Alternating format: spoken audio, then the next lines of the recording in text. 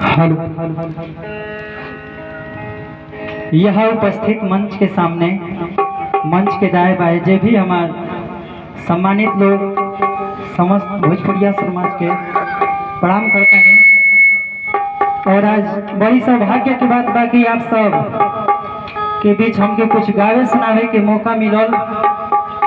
तो आई आप सबके बीच एगो छोटा सा गीत प्रस्तुत करतानी, जेमे जौन भी गलती हुई अपन घर के छोट बालक समझ के क्षमा करल जा।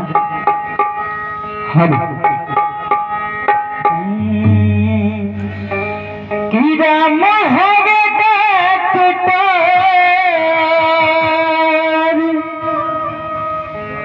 कीड़ा मोहरे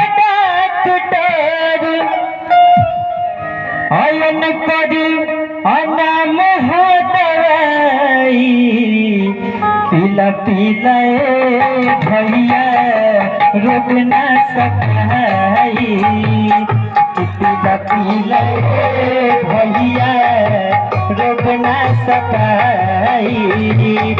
राम हो राम हो राम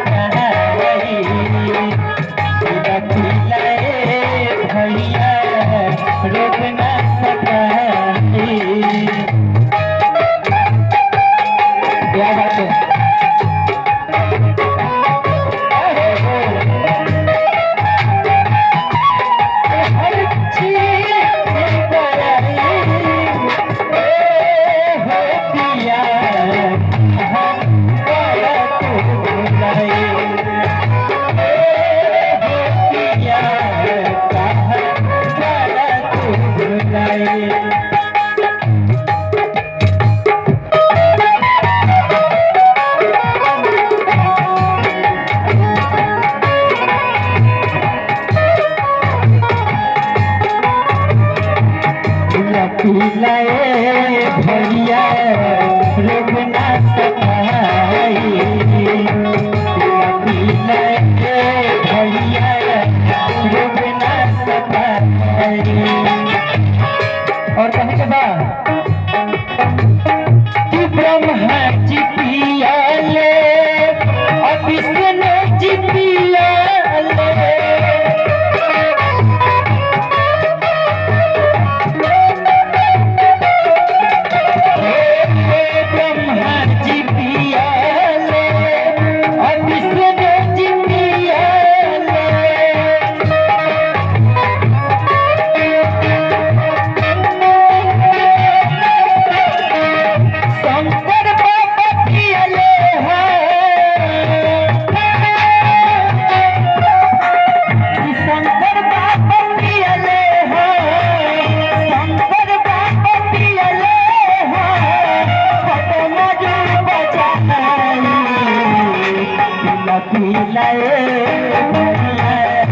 रोक न सकाई।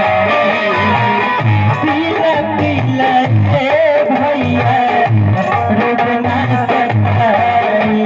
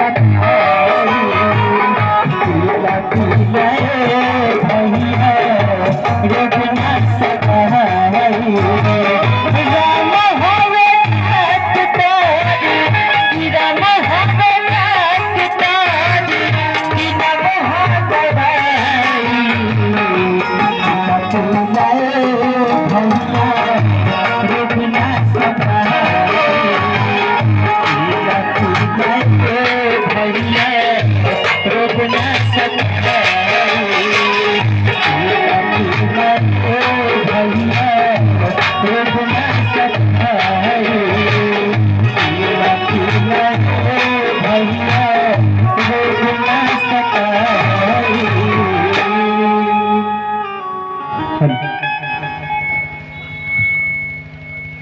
बहुत धन्यवाद बाबू जी।